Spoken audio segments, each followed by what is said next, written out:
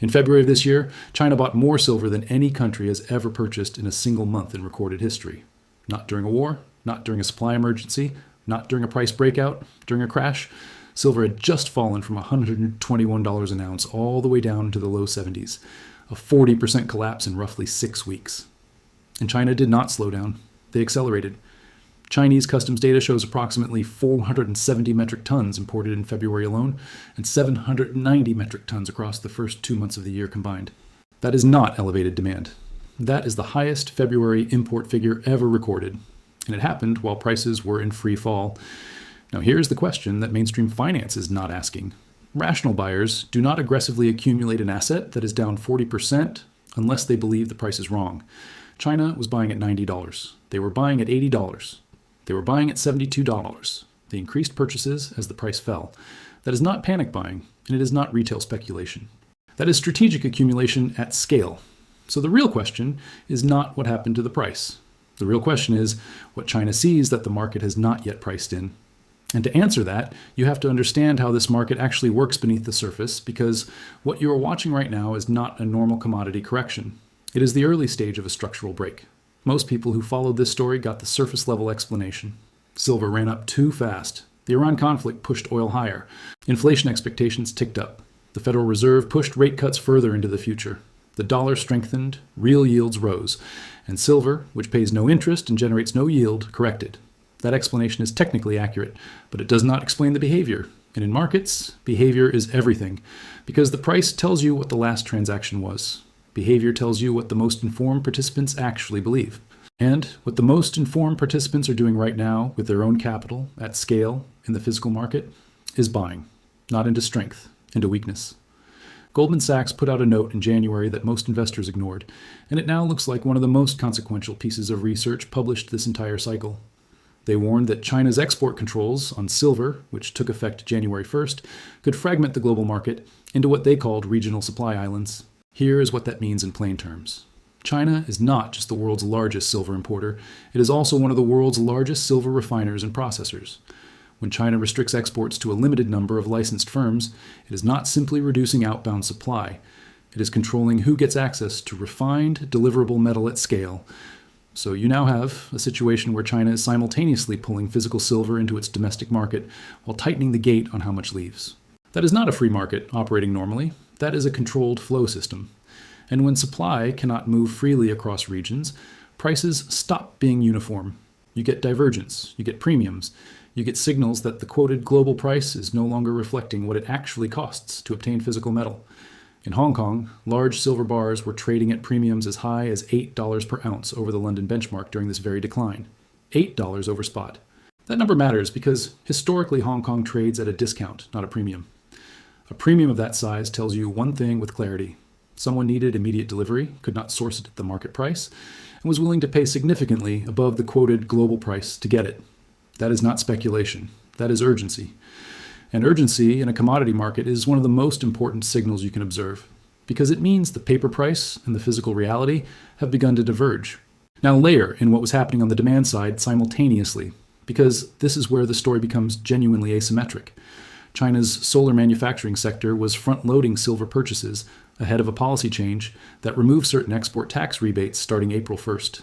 Industrial buyers were pulling demand forward into Q1, not because prices were rising, but because access and cost structures were about to change. At the same time, Chinese retail investors were rotating into silver because gold had simply become too expensive. Gold at $2,400, $2,500, $2,600 an ounce prices out a significant portion of everyday retail participation. Silver becomes the natural alternative, so you had three demand streams running simultaneously: industrial frontloading, retail substitution, and state-influenced accumulation through controlled import channels. And all of that was happening while the entire Western narrative was focused on interest rates. That disconnect between what the paper market is pricing and what physical buyers are actually doing is where the real story lives. Now, where are you watching this from? Drop it in the comments right now. I want to know where the Recession Warnings audience is coming from.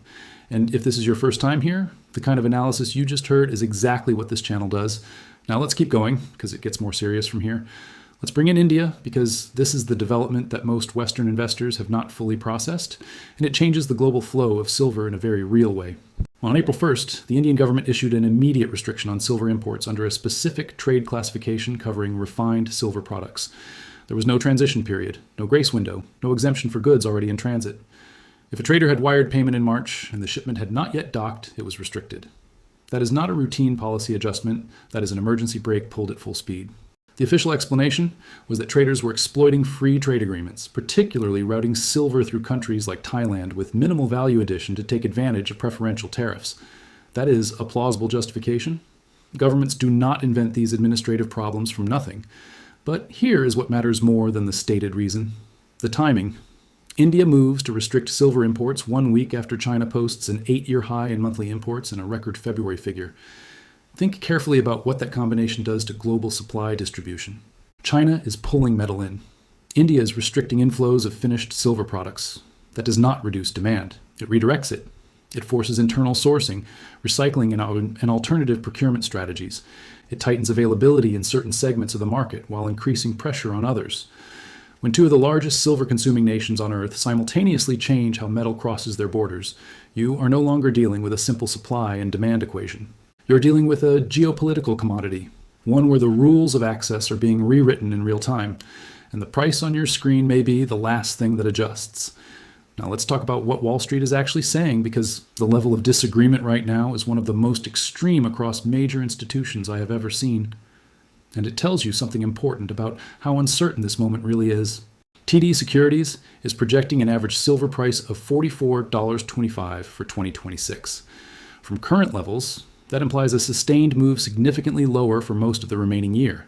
Their framework is clean and macro-driven. Strong dollar, higher for longer rates, industrial demand softening in a global slowdown, futures markets reflecting fair value. It is a coherent model. Now compare that to Bank of America. Their metals research team has outlined a potential range extending to $300 per ounce under specific conditions. Not as a base case, but as a historically supported outcome if the gold to silver ratio compresses toward previous cycle extremes. Here's the context for that. Historically, during peak bull market conditions, silver has traded at roughly 6% of the gold price. If gold moves toward $8,000, which sits within some long cycle institutional projections, that ratio alone implies silver well above $300. Same asset, same general time frame. One model says $44. The other says the triple digits are not only possible, but structurally justified. That is not a disagreement about magnitude. That is two completely different interpretations of how this market functions at a fundamental level. And one of them is going to look catastrophically wrong. Citigroup called silver gold on steroids in January and set a 3-month target of $150. That target was not reached, and they have since moderated their near-term outlook. But they have not abandoned the core thesis that silver's upside in a structural bull phase significantly exceeds gold's. And the Reuters analyst consensus poll, which was projecting around $50 just 6 months ago, has now revised to approximately $79.50 for 2026. That revision happened in a matter of months. But even that revised number still lagged what actually printed in January when silver crossed $120. So what you are looking at is not uncertainty about direction, it is uncertainty about the framework itself. Is silver a macro-sensitive commodity that corrects when rates rise and the dollar strengthens? Or is it a structurally constrained physical asset, where industrial demand and supply fragmentation are beginning to override paper pricing mechanisms entirely?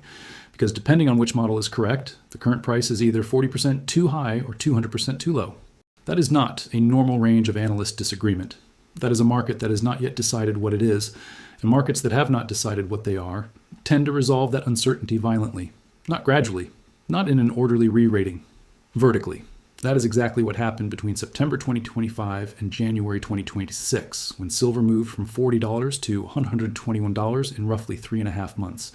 That was not a gradual repricing. That was a structural realization hitting a constrained physical market all at once. And the conditions that created that move have not gone away. They have evolved.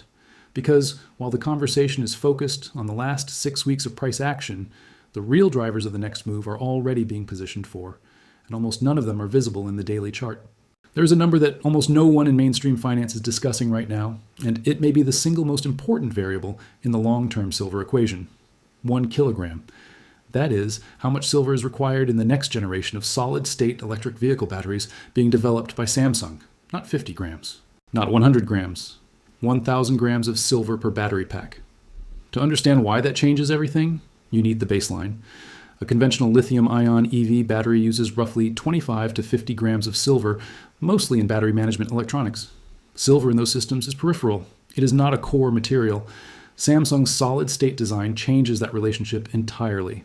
By using a silver carbon composite anode as the central component of the battery architecture, the amount of silver required per vehicle increases by approximately 20 times compared to current designs. Now, scale that across a global market. EV production is projected to reach between 20 and 30 million units annually by the late 2020s. If only 20% of those vehicles adopt this solid-state architecture, you are looking at somewhere between 4 and 6 million vehicles per year consuming high silver content batteries. At 1 kilogram per vehicle, that translates to 4,000 to 6,000 metric tons of additional silver demand annually. In troy ounces, the unit the silver market actually trades in, that is approximately 128 million to 192 million new ounces of demand per year from a single technology and partial adoption. For context, total global silver mine production is around 820 million ounces annually.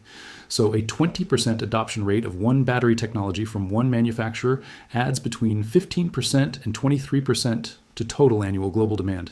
That is not incremental. That is a structural demand shock arriving on a fixed timeline. And if adoption moves beyond 20%, or if other major manufacturers develop similar silver-intensive chemistries, which several are currently working on, the demand impact scales proportionally. Commercial deployment is targeted for the 2028 to 2030 window, assuming no major technical setbacks. So why does any of this matter for the price today, years before mass production begins?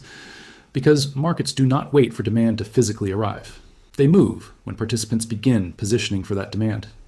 The companies securing multi-year supply agreements right now are not buying for next quarter's production run. They are buying for 2028 and 2029 capacity commitments. The entities taking delivery out of COMEX vaults today are not trading the next Federal Reserve statement. They are thinking about supply availability 3 years from now. And that forward-looking behavior is already showing up in the data if you know where to look. COMEX registered silver inventories, the metal actually available for physical delivery against futures contracts, relative to total open interest, have been sitting near historically tight levels. Roughly 13 to 14 registered ounces available for every 100 ounces of paper claims outstanding. Here is why that number is dangerous. That structure works smoothly as long as the overwhelming majority of futures participants settle their contracts in cash rather than taking physical delivery. It is a system that functions on the assumption that most people never actually want the metal. It breaks when enough participants decide they do.